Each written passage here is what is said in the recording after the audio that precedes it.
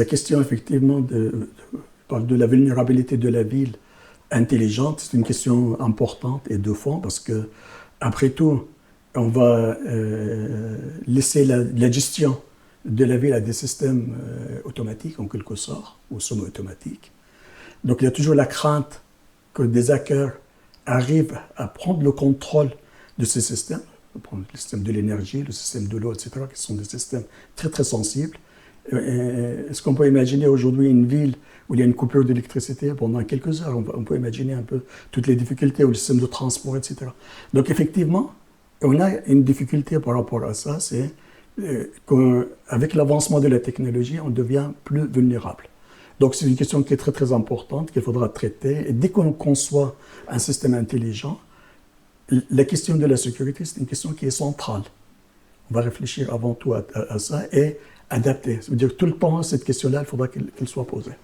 Après, il y a les questions de la vie privée. Il est vrai que dans la ville intelligente, on collecte de la donnée. Et ces données-là concernent les citoyens. Mais aujourd'hui, il y a quand même des lois. Au niveau européen, il y a la loi de la protection de la donnée qui s'applique.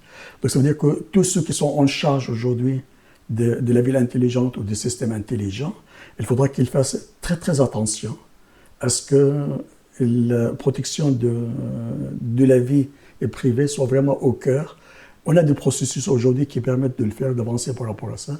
Et ce qui est important, c'est la transparence.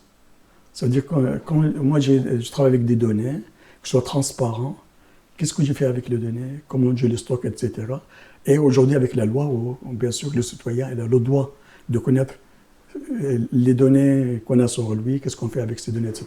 Je pense qu'avec la question de transparence, on peut vraiment avancer par rapport à ça. Donc il y a les deux questions, vie privée, effectivement la loi aujourd'hui en Europe, elle a fait quand même une avancée assez sensible par rapport à ça.